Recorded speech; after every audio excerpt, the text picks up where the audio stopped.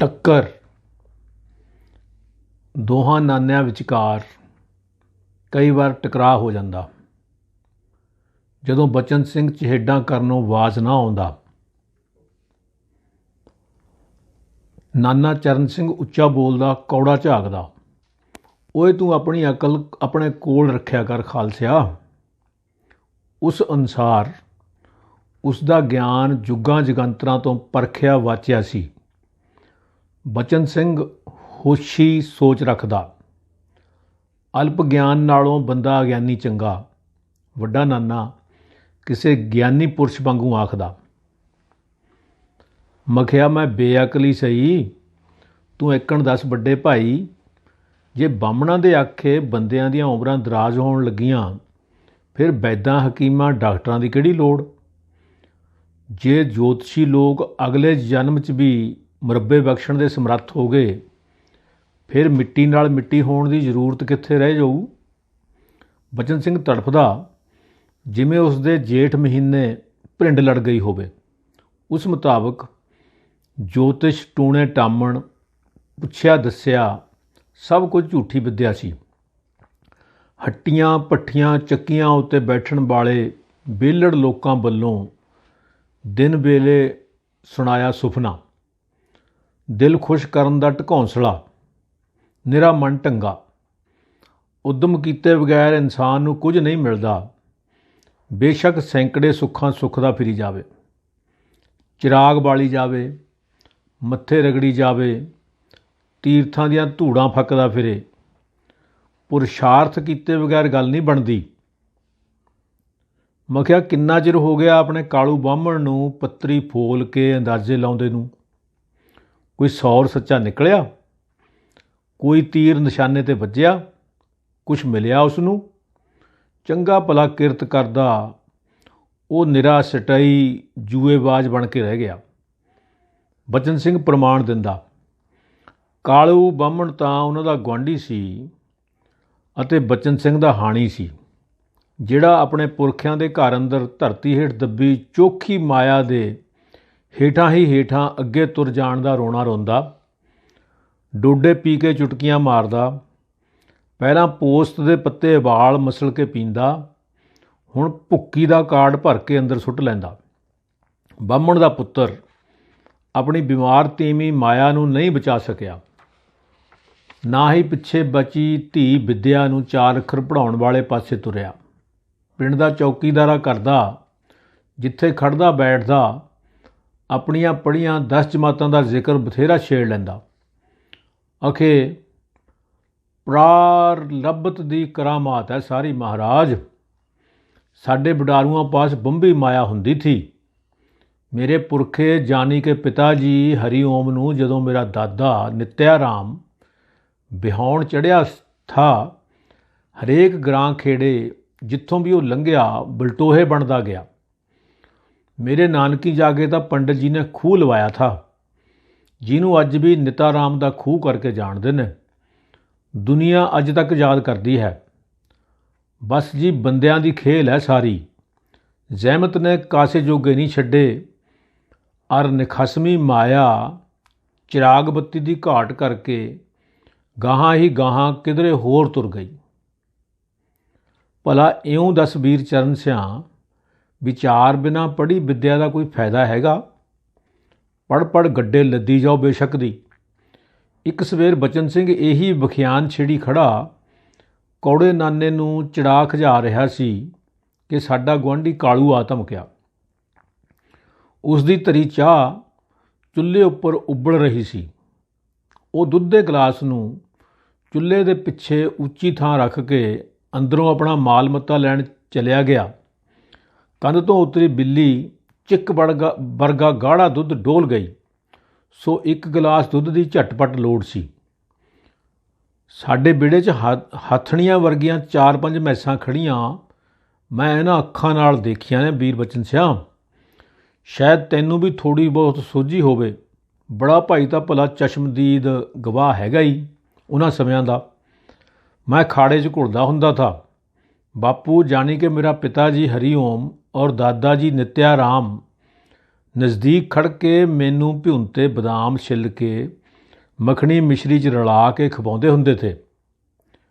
2 kilo ਨਹੀਂ, 2.5 ਸਿਰ ਪੱਕਾ।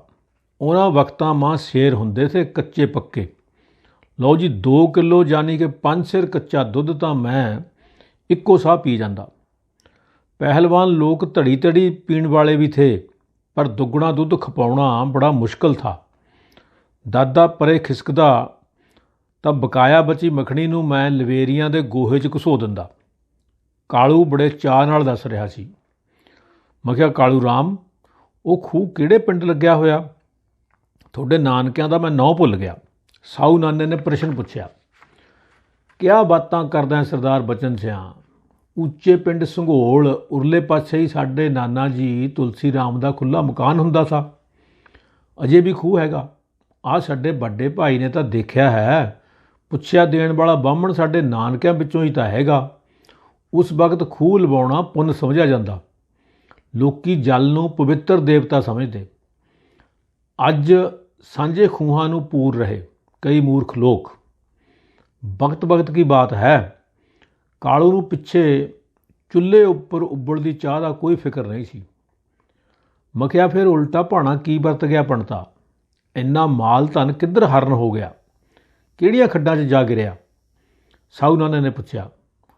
ਉਹ ਇੰਜ ਮਚਲਾ ਹੋਇਆ ਕਿਸੇ ਸਾਧ ਸੰਤ ਗਲੀ 'ਚੋਂ ਲੰਘਦੇ ਪਾਂਧੇ ਪੰਡਤ ਨਾਲ ਗੱਲਾਂ ਛੇੜ ਲੈਂਦਾ, ਸੁਣੀ ਜਾਂਦਾ।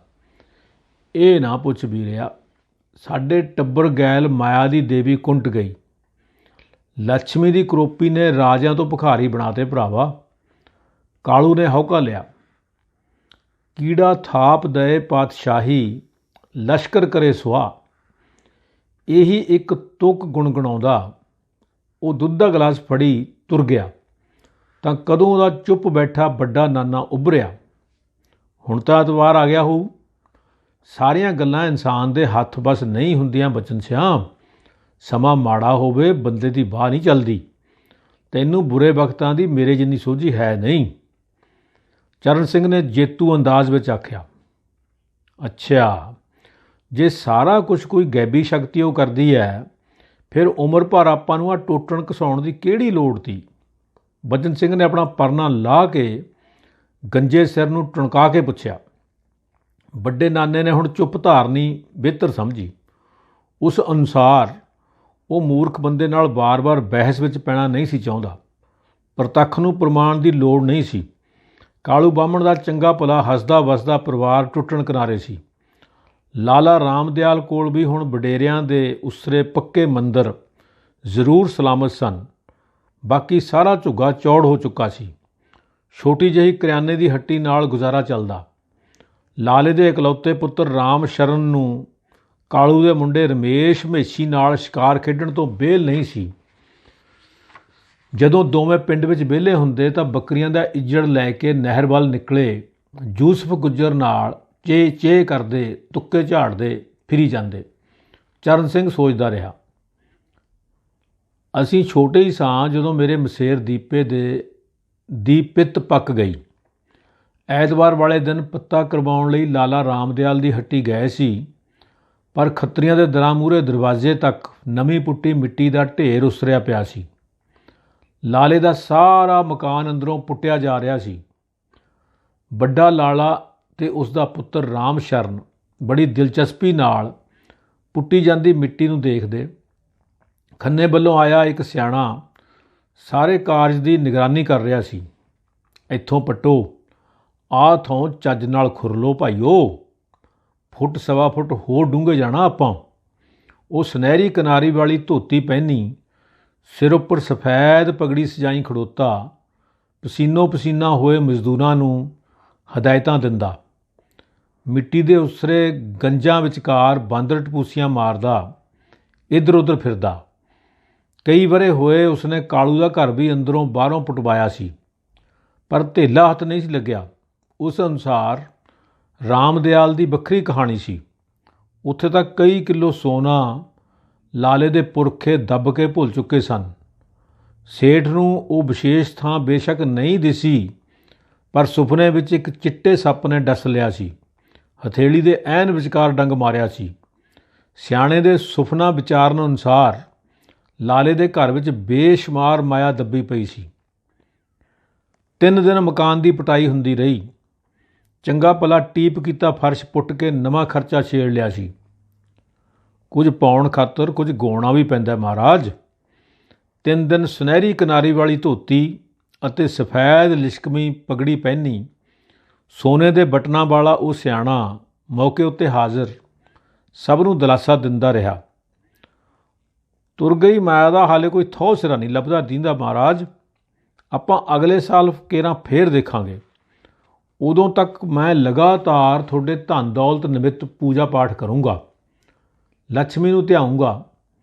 ਜਿਸ ਦਿਨ ਮੈਨੂੰ ਜ਼ਮੀਨ ਹੇਠੋਂ ਮਾਇਆ ਨੇ ਸਪਸ਼ਟ ਭਾਖਿਆ ਦਿੱਤੀ, ਮੈਂ ਆਪਣੀ ਸਕੂਟਰੀ ਚੱਕ ਕੇ ਆਪੇ ਆ ਪਹੁੰਚਣਾ। ਸਿਆਣਾ ਸਭ ਨੂੰ ਸੁਣਾਉਂਦਾ ਬੋਲਿਆ। ਉਸ ਅਨੁਸਾਰ ਮਾਇਆ ਆਪ ਮੁਹਾਰੇ ਆਉਂਦੀ ਅਤੇ ਜ਼ਹਿਮਤ ਮੁਕੱਦਮੇ ਦੇ ਪੱਜ ਤੁਰ ਜਾਂਦੀ। ਬਹੁਤ ਅੱਛੇ ਸਿਆਣਾ ਸਾਹਿਬ, ਸਾਊ ਨਾਨਾ ਬੋਲਿਆ। ਤੁਹਾਡੀ ਗੱਲ ਮੇਰੇ ਵੀ ਮਨ ਲੱਗਦੀ ਹੈ। ਉਦਣ ਤੱਕ ਲਾਲੇ ਨਵਾਂ ਚਿਕਨਾ ਫਰਸ਼ ਲਵਾ ਲੈਣਗੇ। ਇੱਟਾਂ ਨਾਲੋਂ ਪਲਸਤਰ ਹੇਠੋਂ ਸੋਨੇ ਚਾਂਦੀ ਦੀ ਟੁਣਕਾਰ ਤੁਹਾਨੂੰ ਹੋਰ ਵੀ ਸਾਫ਼ ਸੁਣਾਈ ਦੇਊਗੀ। ਮਿੱਟੀ ਦੇ ਢੇਰਾਂ ਵਿਚਕਾਰ ਖੜੋਤੇ ਨਾਨਾ ਬਚਨ ਸਿੰਘ ਨੇ ਸੰਜੀਦਗੀ ਨਾਲ ਆਖਿਆ, ਸਾਡੇ ਛੋਟੇ ਲਾਲੇ ਨੂੰ ਰਟਣ ਜਪਣ ਖਾਤਰ ਕੋਈ ਚੰਗਾ ਜਿਹਾ ਮੰਤਰ ਜ਼ਰੂਰ ਦੇ ਕੇ ਜਾਇਓ। ਮੁਸਕਰਾਹਟ ਦਬਾਉਂਦਾ ਖਾਲਸਾ ਉੱਥੋਂ ਇੱਕਦਮ ਤੁਰ ਆਇਆ।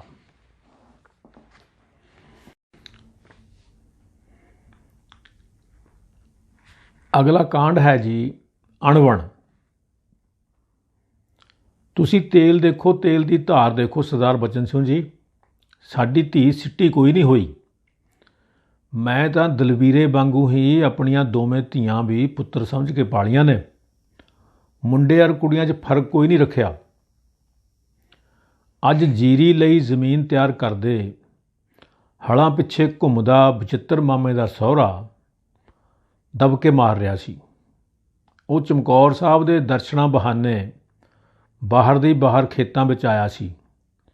ਮਾਮੀ ਕਦੋਂ ਦੀ ਵਿਦਾ ਹੋ ਕੇ ਢੀਂਡਸੇ ਜਾ ਚੁੱਕੀ ਸੀ। ਉਸ ਦੇ ਮੁੰਡਾ ਹੋਣ ਦੀ ਖੁਸ਼ਖਬਰੀ ਬੇਸ਼ੱਕ ਭੇਲੀ ਸਮੇਤ ਢੀਂਡਸਾਂ ਵਾਲਿਆਂ ਨੇ ਭੇਜੀ ਸੀ, ਪਰ ਮਾਮੀ ਨੂੰ ਘੂਰਨ ਵਰਜਣ ਕਾਰਨ ਹੋਏ ਮਨ ਮੁਟਾਵ ਨੂੰ ਉਹ ਹੁਣ ਵੀ ਭੁੱਲਣ ਲਈ ਤਿਆਰ ਨਹੀਂ ਸਨ। ਹਾੜ ਦਾ ਪੈਰ ਛੱਲਾ ਡਿੱਗਦੇ ਸਾਰ ਮੇਰੀਆਂ ਬਾਹਾਂ ਫਿਣਸੀਆਂ ਨਾਲ ਭਰ ਗਈਆਂ ਸਨ। ਇੱਕਾ ਦੁੱਕਾ ਦਾਣਾ ਨਿਕਲਦਾ ਤਾਂ ਮਿੱਠੀ ਨਾਨੀ ਫਲਾਜੜੀ ਦੇ ਪੱਤੇ ਨੂੰ ਸਰੋਂ ਦੇ ਤੇਲ ਨਾਲ ਚੋਪੜਦੀ, ਤੱਤੇ ਤਵੇ ਉੱਪਰ ਸੇਕ ਲਵਾਉਂਦੀ ਅਤੇ ਸਹਿੰਦਾ ਸਹਿੰਦਾ ਬੰਨ੍ਹ ਦਿੰਦੀ। ਦੂਜੇ ਦਿਨ ਫਿਣਸੀ ਫਿਸ ਜਾਂਦੀ। ਜੇ ਗੁੰਮੀ ਨਿਕਲ ਆਉਂਦੀ ਤਾਂ ਅਲਸੀ ਦਾ ਕੜਾਹ ਨੀਲਾ ਥੋਥਾ ਪਾ ਕੇ ਬੰਨ੍ਹਣਾ ਪੈਂਦਾ। ਪਰ ਹੁਣ ਰਾਮਦਿਆਲ ਪਾਸੋਂ ਪੱਤਾ ਕਰਾਉਣਾ ਪਿਆ ਸੀ। ਸੁੱਚੇ ਮੂੰਹ ਮੈਂ ਮਾਤਾ ਰਾਣੀ ਦੇ ਥਾਨਾਂ ਕੋਲੋਂ ਦੇਸੀ ਅੱਕ ਦਾ ਪੱਤਾ ਤੋੜਿਆ ਅਤੇ ਸੂਰਜ ਚੜ੍ਹਨ ਤੋਂ ਪਹਿਲਾਂ ਲਾਲੇ ਪਾਸੋਂ ਕਰਵਾਉਣ ਲਈ ਹੱਟੀ ਵਿੱਚ ਜਾ ਖੜੋਤਾ। ਲਾਲੇ ਨੇ ਮੇਰੇ ਮਾਪਿਆਂ ਤੇ ਭੈਣ ਭਰਾਵਾਂ ਦੇ ਨਾਂ ਪੱਤੇ ਉੱਪਰ ਲਿਖ ਕੇ ਪੁੱਠਾ ਕਰਕੇ ਮੈਨੂੰ ਫੜਾਉਂਦਿਆਂ ਚੇਤਾਵਨੀ ਦਿੱਤੀ, ਇਉਂ ਹੀ ਪੁੱਠਾ ਫੜ ਕੇ ਘਰ ਲੈ ਜਾ, ਰਾਹ ਵਿੱਚ ਕਿਸੇ ਨਾਲ ਨਹੀਂ ਬੋਲਣਾ। ਮੈਂ ਹਦਾਇਤ ਅਨੁਸਾਰ ਪੱਤਾ ਲਿਆ ਕੇ ਕੋਠੀਆਂ ਉੱਪਰ ਰੱਖ ਦਿੱਤਾ ਤਾਂ ਵੱਡੀ ਨਾਨੀ ਦੀ ਆਵਾਜ਼ ਆਈ, ਹਾਜ਼ਰੀ ਦੀ ਰੋਟੀ ਲੈ ਕੇ ਝਟਪਟ ਖੇਤ ਨੂੰ ਵਗ ਜਾ ਪਾਸ਼ੀ। ਬਚਨ ਔਰ ਬਚਿੱਤਰ ਵੱਡੇ ਤੜਕੇ ਦੇ ਹਲ ਲੈ ਕੇ ਗਏ ਹੋਏ ਨੇ। ਤੂੰ ਪੁੱਤ ਐਂ ਕਰੀ, ਪੰਜਾਂ ਪੀਰਾਂ ਵਾਲੇ ਤਲਾਅ 'ਚ ਵੀ ਇੱਕ ਡੁਬਕੀ ਲਾ ਆਵੀਂ। ਜਿਉਂ-ਜਿਉਂ ਪੱਤਾ ਸੁੱਕੂ ਤੇਰੀ ਦੇਹ ਕੰਚਨ ਵਰਗੀ ਹੁੰਦੀ ਜਾਊ। ਮਿੱਠੀ ਨਾਨੀ ਨੇ ਵੀ ਰੋਟੀਆਂ ਫੜਾਉਂਦੀ ਨੇ ਆਖਿਆ ਸੀ। ਜਦੋਂ ਖੇਤ ਆਇਆ, ਹਾਜ਼ਰੀ ਖਾਣ ਤੋਂ ਕੁਝ ਦੇਰ ਮਗਰੋਂ ਹੀ ਢੀਂਡਸਿਆਂ ਵਾਲਾ ਮੇਵਾ ਸਿੰਘ ਆ ਪਹੁੰਚਿਆ ਸੀ। ਇਹ ਤਾਂ ਤੁਸੀਂ ਕੀ ਲੱਖਣ ਲਾਉਣਾ ਤਾਂ ਵੀ ਜੇ ਸਾਡੀ ਲੜਕੀ ਨੇ ਤੁਹਾਡੀ ਦੇਹਲੀ ਪੈਰ ਪਾਇਆ ਤਾਂ ਤੁਹਾਡੀ ਮੂੰਹੀਂ ਗਾਹਾਂ ਤੁਰੀ, ਬੰਸ ਅੱਗੇ ਚੱਲੀ। ਤੁਸੀਂ ਤਾਂ ਯਾਰੋ ਸਵਾਹ 'ਚ ਲਿਟਦੇ ਗਧੇ ਵਾਂਗੂ ਟੀਟਣੇ ਮਾਰਨ ਲੱਗ ਪਏ। ਐਕਣ ਥੇਡੇ ਕਿਹੜੀ ਕੁੜੀ ਖਾ ਲੂ ਅਰ ਕਿਹੜਾ ਮਾਪਾ ਐਸੀ ਹੇਠੀ ਸਹਾਰ ਲੂ। ਹੁਣ ਜ਼ਮਾਨਾ ਬਦਲ ਗਿਆ ਜਨਾਬ, ਹੁਣ ਜਾਗਰਤੀ ਦੀ ਲੋੜ ਹੈ। ਮਾਮੇ ਦਾ ਸਹੁਰਾ ਆਪਣੀ ਧੋਤੀ ਨੂੰ ਉੱਪਰ ਚੁੱਕ ਕੇ ਲੱਕ ਦੁਆਲੇ ਬੰਨੀ ਬਾਹਣ ਵਿਚਕਾਰ ਕੁਰਮ ਦੀ ਗੁਰਗਾਬੀ ਲਿਸ਼ਕਾਉਂਦਾ ਮਟਕ ਚਾਲ ਤੁਰਦਾ ਚੱਬ ਚੱਬ ਗੱਲਾਂ ਕਰਦਾ। ਸ਼ਗਨਾਂ ਦਾ ਰੁਪਈਆ ਜਦੋਂ ਤੋੜ ਦਈਏ ਤਾਂ ਧੀ ਦਾ ਭਾਗ ਝੱਟ-ਪੱਟ ਉਹਦੇ ਸਹੁਰੀ ਪਹੁੰਚ ਜਾਂਦਾ। ਮਹਾਰਾਜ, ਪਿਛਲੇ 2.5-3 ਸਾਲਾਂ 'ਚ ਜਿਹੜੇ ਰੰਗ ਭਾਗ ਤੁਹਾਡੇ ਘਰ ਨੂੰ ਲੱਗੇ ਨੇ, ਤੁਹਾਨੂੰ ਇਹ ਵਿਚਾਰ ਲੈਣਾ ਚਾਹੀਦਾ ਤਾ। ਬਹੁਤ ਬੁਲੰਦ ਮੁਕੱਦਰਾਂ ਵਾਲੀ ਬੀਬੀ ਹੈ ਸਾਡੀ, ਜਿਹਨੂੰ ਤੁਸੀਂ ਮੂਲੋਂ ਬੇਈਮਾਨੀ ਕਰਕੇ ਰੱਖਤਾ।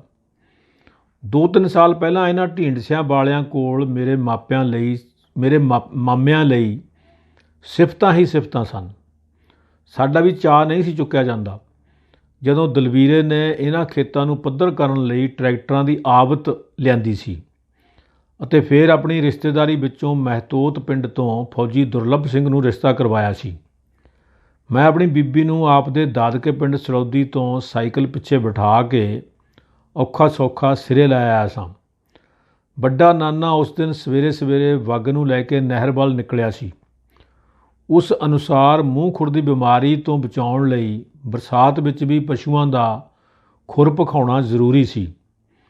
ਛੁੱਟੀ ਆਏ ਫੌਜੀ ਮਾਮੇ ਦੇ ਮੰਗਣੇ ਮੌਕੇ ਸਭ ਨੂੰ ਪੂਰਾ ਅਦਬ ਸਤਿਕਾਰ ਮਿਲਿਆ ਅਤੇ ਮਾਣ ਤਾਣ ਹੋਇਆ ਸੀ। ਪਰ ਉਸੇ ਦਲਵੀਰ ਸਿੰਘ ਦਾ ਪਿਓ ਮੇਵਾ ਸਿੰਘ ਹੁਣ ਨੱਕੋਂ ਠੂਹੇ ਸੁੱਟ ਰਿਹਾ ਸੀ। ਜੇ ਕੋਈ ਹੋਰ ਹੁੰਦਾ ਤਾਂ ਉੱਚੇ ਮਸਤਕ ਵਾਲੀ ਮੇਰੀ ਧੀ ਦੇ ਪੈਰ ਧੋ ਕੇ ਪੀਂਦਾ, ਜਿਹਦੇ ਕਾਰਨ ਤੁਸੀਂ ਟੁੱਕ ਪਏ ਹੋ। ਮੇਵਾ ਸਿੰਘ ਦੀ ਆਵਾਜ਼ ਪੱਛੋਂ ਚੱਲਦੀ ਹੋਣ ਕਰਕੇ ਅੱਗੇ ਤੁਰਦੇ ਬਚਿੱਤਰ ਮਾਮੇ ਨੂੰ ਸੁਣਾਈ ਦਿੱਤੀ ਤਾਂ ਉਸਨੇ ਵੀ ਖੰਗੂਰਾ ਮਾਰਿਆ। ਪਹਿਲਾਂ ਤਾਂ ਜਾਣੀ ਦੀ ਸਾਡਾ ਸਾਰਾ ਲੁੰਗ ਲਾਣਾ ਤੇਰੇ ਵੱਡੇ ਦਾਨੀ ਦੇ ਘਰੇ ਖਾਣ ਜਾਂਦਾ ਹੋਊਗਾ, ਅਰ ਤੈਂ ਨੰਗ ਨੇ ਸਦਾ ਵਰਤ ਜੋ ਖੋਲ੍ਹ ਰੱਖਿਆ ਸੀ। ਨੱਕ ਨਾਲ ਫੁੰਕਾਰੇ ਮਾਰਦੇ ਮਾਮੇ ਨੇ ਫਿਰ ਆਪਣੀ ਜੋੜੀ ਨੂੰ ਸੁਣਾ ਕੇ ਹੋਰ ਉੱਚੀ ਆਖਿਆ, ਉਹ ਦੇਖੋ ਤਾਂ ਸਹੀ ਕਿੱਕਣ ਵਿਉਹ ਮਾਤਾ ਦਾ ਸ਼ਰੀਕ ਬਣਿਆ ਫਿਰਦਾ ਮੂਰਖ ਜੱਟ। ਖਿਜੇ ਖਿਜਾਏ ਨੇ ਹੁਣ ਪਹਿਲਾਂ ਹੀ ਪੂਰੇ ਤੇਜ਼ ਤੁਰਦੇ ਬਲਦਾਂ ਵੱਲ ਅਕਾਰਨ ਛੰਟਾ ਲਹਿਰਾਇਆ ਤਾਂ ਅੱਕੇ ਕਾਣਤੇ ਹੋਏ ਚੱਪੇ ਨੇ ਆਪਣੀ ਗਰਦਨ ਅੰਦਰ ਵੱਲ ਘੁਮਾ ਕੇ ਥੰਮੇ ਨਾਲ ਮਾਰੀ। ਜੇ ਬਾਹਰ ਨੂੰ ਧੁਰਲੀ ਮਾਰਦਾ ਤਾਂ ਅਰਲੀ ਟੁੱਟ ਜਾਣੀ ਸੀ। ਮਰ ਜਾਣ ਤੇਰੇ ਬੈਰੀ ਬੱਗਿਆ ਸ਼ੇਰਾ, ਭਲਾ ਹੋਵੇ ਓਏ ਬੁਰੀ ਦੇ ਕਰਨ ਵਾਲੇ ਦਾ। ਬਚਿੱਤਰ ਸਿੰਘ ਨੇ ਹੁਣ ਹੋਰ ਰੌਲਾ ਜਿਹਾ ਪਾ ਦਿੱਤਾ, ਜਿਵੇਂ ਉਹ ਢੀਂਡਸਿਆਂ ਵਾਲੇ ਮੇਵਾ ਸਿੰਘ ਦਾ ਕੋਈ ਸ਼ਬਦ ਨਾ ਸੁਣਨਾ ਚਾਹੁੰਦਾ ਹੋਵੇ। ਪਹਿਲਾਂ ਜਦੋਂ ਇਹੀ ਮੇਵਾ ਸਿੰਘ ਰਾਏਪੁਰ ਆਉਂਦਾ ਤਾਂ ਬਚਿੱਤਰ ਮਾਮਾ ਭੱਜ ਕੇ ਉਸਦੇ ਪੈਰੀਂ ਹੱਥ ਲਾਉਂਦਾ, ਸਾਈਕਲ ਜਾਂ ਸਕੂਟਰੀ ਪਕੜਦਾ, ਆਪਣੇ ਸਹੁਰਾ ਸਾਹਿਬ ਨੂੰ ਜਿਵੇਂ ਅੱਖਾਂ ਉੱਪਰ ਬਿਠਾਉਂਦਾ। ਅਸੀਂ ਤਾਂ ਰੱਬ ਹੇਠ ਰਹਿਣ ਵਾਲੇ ਬੰਦੇ ਹੈਗੇ ਜੀ, ਸਾਊ ਨਾਨਾ ਮੇਵਾ ਸਿੰਘ ਦਾ ਹੁੰਗਾਰਾ ਭਰਦਾ, ਸਤ ਬਚਨ ਸੱਤ ਹੈ ਜੀ ਆਖਦਾ। ਰੱਬ ਹੇਠ ਬਸਣ ਵਾਲੇ ਲੋਕ ਇੱਕ ਨੂੰ ਫੁੰਕਾਰੇ ਨਹੀਂ ਮਾਰਦੇ ਹੁੰਦੇ। ਸਾਡੇ ਸੁੱਚੇ ਖਰੇ ਹੱਡ ਦੀ ਤੁਸੀਂ ਕਿਹੜੀ ਕਦਰ ਜਾਣੀ। 6 ਪੀੜ੍ਹੀਆਂ ਤੱਕ ਸਾਡਾ ਬੇਦਾ ਖਾਨਦਾਨ ਹੈ ਜੀ, ਔਰ ਮੈਂ ਅਣਤੋਲੀ ਧਰਤੀ 'ਤੇ ਤੁਰਦਾ ਇੱਕ ਨੇ ਗਰਕ ਹੋ ਜਾਵਾਂ ਜੇ ਅਸੀਂ ਤੁਹਾਡੇ ਸਿਆੜਾਂ ਬਾਰੇ ਕਿਸੇ ਤੋਂ ਪੁੱਛਿਆ ਹੋਵੇ। ਤੁਹਾਡੇ ਨਾਲ ਮੱਥਾ ਲਾਉਣ ਖਾਤਰ ਅਸੀਂ ਤਾਂ 4 ਦੀ ਜਗ੍ਹਾ ਗੋਤ ਵੀ 2 ਰੱਖੇ ਸਨ। ਲਾਹਣਤ ਹੈ ਐਸੇ ਬੰਦੇ ਦੇ ਜਿਹੜਾ ਅਜੇ ਵੀ ਸਾਡੀ ਸਤੀ ਸਵਿਤਰੀ ਧੀ ਦਾ ਰੰਗ ਬੰਨ ਪਰਖਦਾ। ਮੇਵਾ ਸਿੰਘ ਜਿਵੇਂ ਅੱਜ ਮਿੱਥ ਕੇ ਲੜਨ ਆਇਆ ਹੋਵੇ। ਸੰਤੋਖ ਵਾਲੀ ਗੱਲ ਇਹ ਸੀ ਕਿ ਖੰਦਕ ਉੱਤੇ ਖੜੋ ਕੇ ਦੇਖਣ ਵਾਲੇ ਮਾਮਿਆਂ ਦੇ ਸ਼ਰੀਕ ਟਹਿਲੇ ਵਰਗੇ ਸੌਣੀ ਦੀ ਬਜਾਈ ਵਿੱਚ ਰੁੱਝ ਚੁੱਕੇ ਸਨ ਅਤੇ ਦਰਵਾਜ਼ੇ ਬੈਠ ਕੇ ਤਾਸ਼ ਕੁੱਟਣ ਵਾਲਾ ਹਰਨਾਮਾ ਲੰਬੜਦਾਰ ਵੀ ਆਪਣੇ ਦੋਹਤੇ ਕਰਮੇ ਨਾਲ ਆਪਣੀ ਸਾਰੀ ਜ਼ਮੀਨ ਵਿੱਚੋਂ ਬਾਗ ਪੁਟਵਾ ਕੇ ਉਸ ਨੂੰ ਪੱਧਰੀ ਕਰਨ ਵਿੱਚ ਮਸਰੂਫ ਸੀ। ਅੱਧੇ ਹਾੜ ਲੱਗੀ 1.5 ਪਹਿਰ ਦੀ ਝੜੀ ਨੇ ਵਿਸਾਖ ਜੇਠ ਦੀਆਂ ਧੁੱਪਾਂ ਹੇਠ ਭੁੱਜਦੀ ਰਹੀ ਜ਼ਮੀਨ ਦਾ ਕਲੇਜਾ ਠਾੜ ਦਿੱਤਾ ਸੀ। ਪਿੰਡ ਵਿੱਚ 2-3 ਸਾਲ ਪਹਿਲਾਂ ਨਵੇਂ ਆਏ ਕੁਝ ਟਰੈਕਟਰ ਵੀ ਗੂੰਜਣ ਲੱਗੇ ਸਨ। ਆਮ ਜੱਟ ਬੇਸ਼ੱਕ ਬਲਦਾਂ ਦੀਆਂ ਜੋੜੀਆਂ ਨਾਲ ਹੀ ਕੰਮ ਚਲਾਉਣ ਦੇ ਆਦੀ ਸਨ। ਖੇਤ ਵਿੱਚੋਂ ਘਾਹ ਚੁਗਦਿਆਂ ਕਦੇ ਮੇਰੀ ਨਜ਼ਰ ਲਹੂ ਰੰਗੀਆਂ ਬੀਰ ਬਹੁਟੀਆਂ ਵੱਲ ਚਲੀ ਜਾਂਦੀ, ਜਿਵੇਂ ਕਣ-ਕਣ ਭਿੱਜੀ ਮਿੱਟੀ ਦੀ ਮਹਿਕ ਮਾਣਦੀਆਂ ਉਹ ਭਰਵੇਂ ਮੀਂਹਾਂ ਦਾ ਸੰਦੇਸ਼ਾ ਦੇ ਰਹੀਆਂ ਹੋਣ। ਹੁਣ ਤੱਕ ਜੇਠ ਹਾੜ ਦੀ ਲੂ ਵਿੱਚ ਲਹਿਰਾਉਂਦੇ ਰਹੇ ਭੱਸੜੇ ਦੇ ਚਿੱਟੇ ਫੁੱਲਾਂ ਵਾਲੇ ਬੂਟੇ ਪਹਿਲਾ ਮੀਂਹ ਡਿੱਗਦੇ ਸਾਰ ਗਰਦਨਾਂ ਸੁੱਟੀ ਮਰਨ ਦੀ ਤਿਆਰੀ ਵਿੱਚ ਸਨ। ਮਰ ਜਾਏ ਕੁਛ ਖਾ ਕੇ ਓਏ ਬਲੇਦਿਆ, ਚੋਰਾਂ ਨੂੰ ਦੇ ਦੇਵਾਂ ਤੁਹਾਨੂੰ ਮਾੜੀ ਮਿੱਟੀ ਦੇ ਬਣਿਆਂ ਨੂੰ। ਬਚਿੱਤਰ ਸਿੰਘ ਦੀਆਂ ਢੱਗਿਆਂ ਨਾਲ ਕੀਤੀਆਂ ਮਸ਼ਕਰੀਆਂ ਹੁਣ ਦੁਰਾਸੀਸਾਂ ਬਣ ਕੇ ਨਿਕਲਣ ਲੱਗੀਆਂ। ਉਸਦਾ ਦਿਲ ਕਰਦਾ ਛਾਂਟਿਆਂ ਨਾਲ ਮੇਵਾ ਸਿੰਘ ਦੀ ਚਮੜੀ ਉਧੇੜ ਦੇਵੇ। ਅੱਜ ਉਹਨਾਂ ਪਹਿਲੀ ਵਾਰ ਜੀਰੀ ਬੀਜਣ ਲਈ ਪਹਿਲੇ ਦਿਨ ਪਾਣੀ ਛੱਡਣਾ ਸੀ। ਭਈਏ ਪਨੀਰੀ ਪੁੱਟ ਰਹੇ ਸਨ। ਪਹਿਲੇ ਦਿਨ ਹੀ ਉਜੱਡ ਆਦਮੀ ਕਲੇਸ਼ ਪਾਉਣ ਲਈ ਉਤਾਵਲਾ ਹੋਇਆ ਫਿਰਦਾ ਆ ਕੇ ਮੱਥੇ ਲੱਗਿਆ ਸੀ, ਜਿਵੇਂ ਇਸਨੇ ਆਪਣੀ ਧੀ ਨੂੰ ਕਿਧਰੇ ਹੋਰ ਤੋਰਨ ਦੀ ਪੱਕੀ ਠਾਣ ਲਈ ਹੋਵੇ। ਉੱਧਰ ਮੇਵਾ ਸਿੰਘ ਦੇ ਨਹੋਰੇ ਪਹਿਲਾਂ ਵਾਂਗ ਜਾਰੀ ਸਨ। ਉਸਨੇ ਆਪਣੀ ਦਲਬੀਰੋ ਦਾ ਸਾਕ ਕਰਨ ਵੇਲੇ ਬਚਿੱਤਰ ਦੀ ਉਮਰ ਵੀ ਨਹੀਂ ਸੀ ਗੌਲੀ। ਕੁੜੀ ਨਾਲੋਂ ਪੱਕੀ ਉਮਰ ਦਾ ਪ੍ਰਾਹੁਣਾ ਸਗੋਂ ਉਸ ਨੂੰ ਰਕਾਨ ਬਣਾ ਕੇ ਰੱਖੇਗਾ, ਇਹੀ ਸੋਚਿਆ ਸੀ। ਸੂਝਵਾਨ ਬੰਦਾ ਸਾਕ ਕਰਨ ਵੇਲੇ ਹਮੇਸ਼ਾ ਠਿਕਾਣਾ ਘਰਾਣਾ ਪਰਖਦਾ, ਘਰ ਪਰਿਵਾਰ ਦੀ ਮਾਣ ਮਰਜ਼ਾਦਾ ਦੇਖਦਾ। ਉਸ ਅਨੁਸਾਰ ਕੁੰਡੇ ਸਿੰਘਾਂ ਵਾਲੀ ਮੱਝ ਨਹੀਂ ਸੋਂਦੀ, ਨਾ ਹੀ ਸੋਹਣੇ ਸੁੰਮਾਂ ਵਾਲੀ ਘੋੜੀ। ਸਿਆਣੇ ਲੋਕ ਸਦਾ ਮੱਝ ਦਾ ਦੁੱਧ ਦੇਖਦੇ ਅਤੇ ਘੋੜੀ ਦੀ ਚਾਲ ਪਰਖਦੇ। ਕੁੰਡੀਆਂ ਮੁੱਛਾਂ ਵਾਲੇ ਮਨੁੱਖ ਨੂੰ ਕੀ ਫੂਕਣਾ ਜੇ ਉਸ ਦੀ ਜ਼ੁਬਾਨ ਵਿੱਚ ਬਰਕਤ ਨਾ ਹੋਵੇ। ਰੰਗ ਰੂਪ ਨਾਲੋਂ ਔਰਤ ਦੀ ਵੀ ਕੁੱਖ ਦੇਖੀ ਜਾਂਦੀ। ਮੇਵਾ ਸਿੰਘ ਇੰਜ ਪਖਾਣੇ ਉੱਤੇ ਪਖਾਣਾ ਪਾਈ ਜਾ ਰਿਹਾ ਸੀ ਜਦੋਂ ਵੱਡੀ ਨਾਨੀ 10 ਵਜੇ ਵਾਲੀ ਚਾਹ ਲੈ ਆਈ। ਓਏ ਪਾਸ਼ੀ ਪੁੱਤ, ਛੰਡ ਚੁਗਣ ਨੂੰ ਰਹਿਣ ਦੇ, ਜਾ ਪਹਿਲਾਂ ਚਾਹ ਫੜ ਕੇ ਲਿਆਈ ਕੇਰਾਂ। ਨਾਨਾ ਬਚਨ ਸਿੰਘ ਨੇ ਉੱਚੀ ਹਾਕ ਮਾਰੀ। ਹਟ ਪਿੱਛੇ ਹਟ। ਮਾਮੇ ਨੇ ਆਪਣੀ ਜੋੜੀ ਨੂੰ ਰੋਕਿਆ। ਅੱਗੇ ਹੋ ਕੇ ਪਿਛਾਂਹ ਧੱਕਦਿਆਂ ਪੰਜਾਲੀ ਢਿੱਲੀ ਕੀਤੀ। ਮੈਂ ਬਾਹਣ ਵਿੱਚੋਂ ਘਾਹ ਫੂਸ ਚੁਗਦਾ ਸਾਹਮਣੇ ਮੂਤਰੀ ਸੰਗੇੜ ਕੇ ਮੂਤ ਦੇ ਬੈਲਾਂ ਨੂੰ ਦੇਖਦਾ ਚਬੱਚੇ ਵੱਲ ਚੱਲ ਪਿਆ, ਜਿੱਥੇ 10 ਵਜੇ ਦੀ ਚਾਹ ਵਾਲਾ ਵੱਡਾ ਜੱਗ ਰੱਖੀ ਨਾਨੀ ਪ੍ਰੀਤਮ ਕੌਰ ਛੋਟਾ ਜਿਹਾ ਕੁੰਡ ਕੱਢੀ ਮੈਨੂੰ ਉਡੀਕ ਰਹੀ ਸੀ। ਮਾਮਿਆਂ ਦਾ ਸਾਂਝੀ ਲਾਭਾ ਭੱਜ ਕੇ ਖਾਲ ਵਿੱਚੋਂ ਆਪਣਾ ਗਲਾਸ ਚੁੱਕ ਲਿਆਇਆ। ਹੁਕਮੇ ਸਿਆਲਕੋਟੀਏ ਸਮੇਤ ਮੈਂ 5 ਗਲਾਸਾਂ ਵਿੱਚ ਚਾਹ ਪਾ ਦਿੱਤੀ। ਬਚਨ ਸਿੰਘ ਨੇ ਬੜੀ ਨਿਮਰਤਾ ਨਾਲ ਪਹਿਲਾ ਗਲਾਸ ਚੁੱਕਿਆ ਅਤੇ ਢੀਂਡਸਿਆਂ ਵਾਲੇ ਮੇਵਾ ਸਿੰਘ ਵੱਲ ਵਧਾਇਆ, ਪਰ ਉਹ ਇੰਜ ਪਿੱਛੇ ਹਟਿਆ ਜਿਵੇਂ ਚਾਹ ਦੀ ਥਾਂ ਉਸ ਨੂੰ ਜ਼ਹਿਰ ਪਿਆਲਾ ਪੇਸ਼ ਕੀਤਾ ਗਿਆ ਹੋਵੇ। ਮੈਂ ਤੁਹਾਡੀ ਚਾਹ ਕਿੱਕਣ ਪੀ ਸਕਦਾ ਜੀ? ਜਥੇਦਾਰਾ, ਤੂੰ ਬੜਾ ਸਿਆਣਾ ਸਤਪੁਰਸ਼ ਹੈ। ਉਹਨੂੰ ਚਾਹ ਕੀ ਕਹਾਵੇ ਜਿਹਦੀ ਧੀ ਝੂਠੀ ਤੂਮਤ ਲਾ ਕੇ ਅਗਲਿਆਂ ਨੇ ਘਰੇ ਬਿਠਾਤੀ ਹੋਵੇ? ਉਸਨੇ ਗਿਲਾ ਕੀਤਾ। ਲੜਾਈ ਯਾਰ ਲੱਸੀ ਨੂੰ ਜਿੰਨੀ ਮਰਜ਼ੀ ਵਧਾਈ ਜਾਓ ਸਰਦਾਰ ਸਾਹਿਬ, ਸਿਆਣਾ ਬੰਦਾ ਨੇੜੇ ਲੱਗਣ ਲਾਉਣ ਵਾਲੀ ਗੱਲ ਕਰਦਾ ਹੁੰਦਾ। ਅਖੀਰ ਸਾਊ ਨਾਨੇ ਨੇ ਥੋੜ੍ਹੀ ਤਲਖੀ ਨਾਲ ਆਖਿਆ। ਨਾ ਜੀ, ਰੁਚੀ ਵੀ ਹੈਗੀ ਨਹੀਂ। ਧੀ ਪੁੱਤ ਦਾ ਕਸੂਰ ਹੋਵੇ ਤਾਂ ਮੰਨਣ 'ਚ ਹਰਜ ਨਹੀਂ। ਝੂਠਾ ਦੂਸ਼ਣ ਲੱਗ ਜਾਵੇ ਬੰਦੇ ਨੂੰ ਦੁੱਖ ਕਿੰਨਾ ਹੁੰਦਾ। ਬਚਨ ਸਿੰਘ ਵੱਲੋਂ ਮਿਹਨਤ ਸਮਾਜਤ ਕਰਨ ਦੇ ਬਾਵਜੂਦ ਮੇਵਾ ਸਿੰਘ ਨੇ ਗਲਾਸ ਨਹੀਂ ਫੜਿਆ। ਤੀਵੀਂ ਆਦਮੀ ਵਿਚਕਾਰ ਅਜਿਹੇ ਮਿਹਣੇ ਤਾਨੇ ਤਕਰਾਰ ਹੋ ਹੀ ਜਾਂਦੇ। ਨਾਨੇ ਨੇ ਇੱਕ ਤਰਫ ਹੋ ਕੇ ਸਮਝਾਉਣ ਦੀ ਕੋਸ਼ਿਸ਼ ਕੀਤੀ। ਘੱਟੋ ਘੱਟ ਮਾਪਿਆਂ ਨੂੰ ਅੱਗੇ ਹੋ ਕੇ ਰੰਗ ਵਿੱਚ ਭੰਗ ਪਾਉਣਾ ਨਹੀਂ ਸੋਭਦਾ। ਦਲਵੀਰੋ ਨੂੰ ਹੋਈ ਬੀਤੀ ਗੱਲ ਉਸੇ ਵਕਤ ਵਿਸਾਰ ਦੇਣੀ ਚਾਹੀਦੀ ਸੀ। ਮਾਪਿਆਂ ਅੱਗੇ ਉਗਲੱਛਣ ਨਾਲ ਸਗੋਂ ਵਾਧਾ ਵੱਧ ਚੁੱਕਾ ਸੀ। ਉਹ ਤਾਂ ਤੁਹਾਡੀ ਗੱਲ ਸਹੀ ਹੈ ਜੀ, ਅੰਦਰੋਂ ਅੰਦਰ ਘੁੱਟ ਘੁੱਟ ਕੇ ਮਰਨਾ ਵੀ ਚੰਗਾ ਨਹੀਂ ਖਾਲਸਾ ਜੀ। ਮੇਵਾ ਸਿੰਘ ਨੇ ਨਿਹੋਰਾ ਝਾੜਿਆ। ਮੈਂ ਹੁਣ ਚੱਲਦਾ ਜੀ, ਅਸੀਂ ਵੀ ਧਾਨ ਲਾਉਣ ਖਾਤਰ ਪਾਣੀ ਛੱਡਣਾ। ਦਲਬੀਰ ਸਿੰਘ ਇਕੱਲੇ ਤੋਂ ਇੰਨੀ ਬਿਜਾਈ ਕਿੱਥੇ ਸੰਭਾਲੀ ਜਾਣੀ? ਆਖਦਾ ਮੇਵਾ ਸਿੰਘ ਤੁਰ ਪਿਆ। ਚਬੱਚੇ ਕੋਲ ਜਾ ਕੇ ਉਸਨੇ ਸਕੂਟਰ ਨੂੰ ਕਿੱਕ ਮਾਰੀ। ਵੱਡੀ ਨਾਨੀ ਨੇ ਪੱਲਾ ਕੁਝ ਹੋਰ ਹੇਠਾਂ ਛੱਡਦਿਆਂ ਸਤਿ ਸ੍ਰੀ ਅਕਾਲ ਆਖੀ, ਪਰ ਮੇਵਾ ਸਿੰਘ ਵੱਲੋਂ ਆਇਆ ਉੱਤਰ ਸਾਨੂੰ ਨਹੀਂ ਸੁਣਿਆ। ਅਸੀਂ ਤਾਂ ਉਸ ਨੂੰ ਸਕੂਟਰ ਉੱਪਰ ਸਵਾਰ ਹੋ ਕੇ ਨਹਿਰ ਵੱਲ ਉੱਡੇ ਜਾਂਦੇ ਨੂੰ ਹੀ ਦੇਖਿਆ। ਜੇ ਸਾਡੀ ਚਾਹ ਵੀ ਜ਼ਹਿਰ ਲੱਗਦੀ ਹੈ ਤਾਂ ਫਿਰ ਇੱਥੇ ਆਇਆ ਭੈਣ, ਬਚਿੱਤਰ ਸਿੰਘ ਨੇ ਗਾਲ ਕੱਢੀ। ਜ਼ੁਬਾਨ ਗੰਦੀ ਕਰਨ ਦਾ ਕੋਈ ਫਾਇਦਾ ਨਹੀਂ ਕਾਕਾ, ਆਪਣਾ ਹੀ ਲਹੂ ਮੱਚਦਾ ਹੁੰਦਾ। ਬਚਨ ਸਿੰਘ ਨੇ ਰੱਬ ਲੱਗਦੀ ਆਖੀ। ਗਾਲਾਂ ਨਾ ਕੱਢਾਂ ਹੋਰ ਗੇਂਦੇ ਦੇ ਹਾਰ ਗੁੰਦ ਕੇ ਪਾਵਾਂ ਉਸ ਕੁੜੀ ਦੇ। ਤਾਂ ਹੀ ਤਾਂ ਚੜ੍ਹੀ ਗਿਆ ਕੰਜਰ ਦਾ ਪੁੱਤ। ਧੀ ਦੇ ਬਾਪ ਵਾਲੀ ਹਲੀਮੀ ਤਾਂ ਕਦੇ ਉਹਦੇ ਨੇੜਿਓਂ ਨਹੀਂ ਲੰਘੀ ਚਾਚਾ ਜੀ। ਉਹ ਤਾਂ ਰੰਗੜ ਹੈ, ਨਿਰਾ ਰੰਗੜ, ਅੜਬ ਕੁੱਕੜ।